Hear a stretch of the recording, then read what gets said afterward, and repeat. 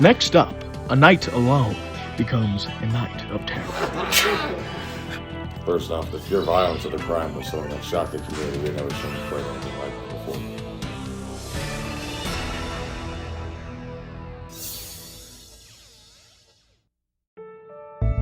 In sunny Colorado, a striking turn of events takes place. A peaceful night turns into a brutal murder. Tristan Fuentes, a 19-year-old man, was alone in his home. And that's when everything changed.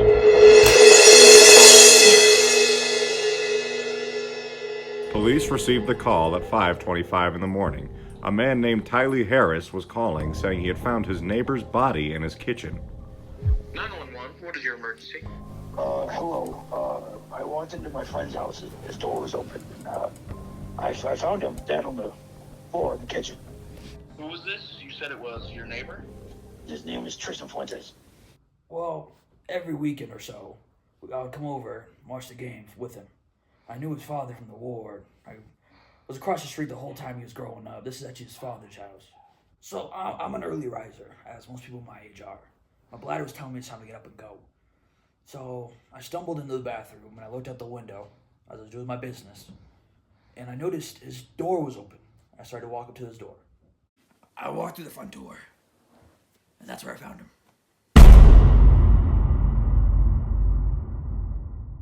Well, when I walked up to the scene where the body was, it had looked as if the blood had been, with excessive force, continually splattered onto the ceiling off of the weapon.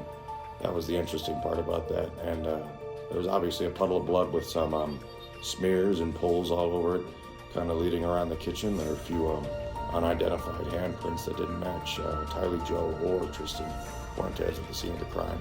I also took note of some passive drips in the hallway leading away from the kitchen.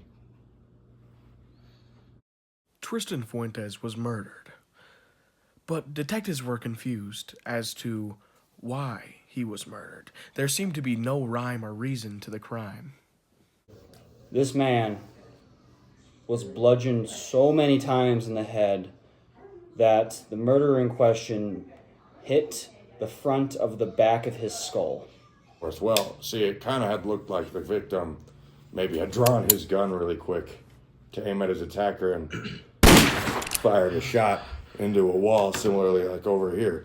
If you could see that hole, it was much like that. Fragments buried into the wall. Obviously, the bullet had hit something while it was in its path. It was discovered that a firearm belonging to the Fuentes family had been discharged during the altercation. There was blood spatter on the fridge consistent of a gunshot wound. When this blood was tested, it came back negative for Tristan Fuentes. Soon after the mystery blood was located at the scene of the crime, the police received another call. Well, we got a call about a car sitting down the road from Tristan Fuentes' house, and it hadn't moved in a few days, and when we ran some tests and put it through the system, the car came back as belonging to Tristan Shiflett, a 19-year-old man. We believe we've located the suspect of the crime. As of recent, we're beginning to start charging after him. Police!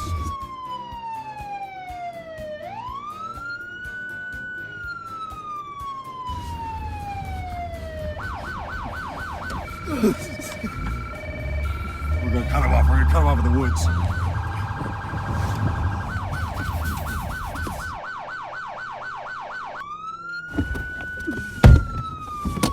Sir!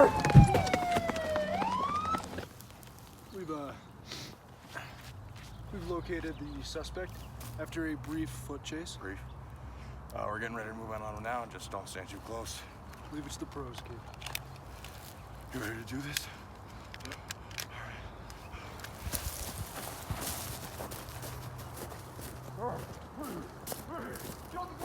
Down, sir! Sir, get down! Get down!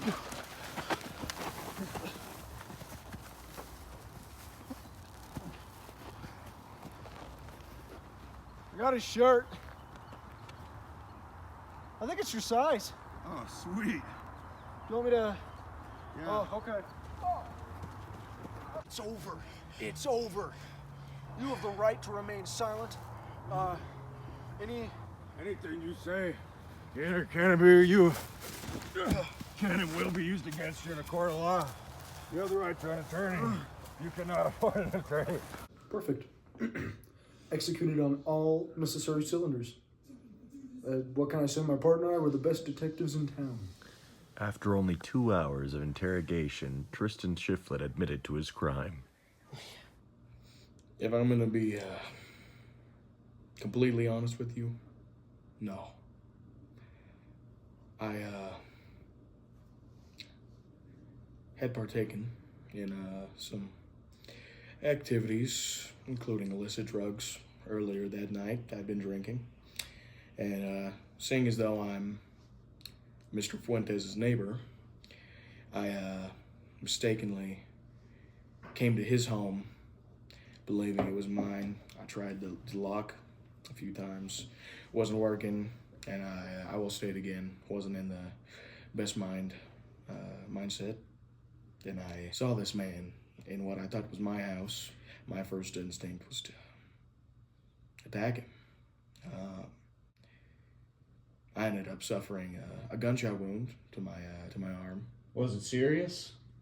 At the time, the substances I was taking really nullified that pain.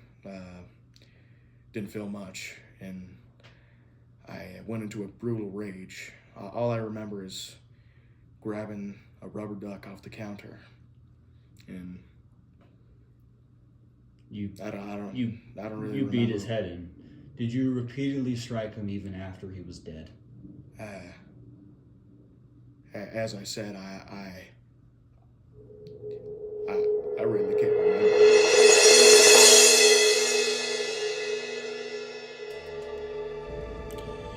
The suspect, Tristan J. Shiflett, had been charged with multiple misdemeanors for fleeing police, public intoxication, and property damage, a felony for assaulting a police officer, and a felony for second-degree murder.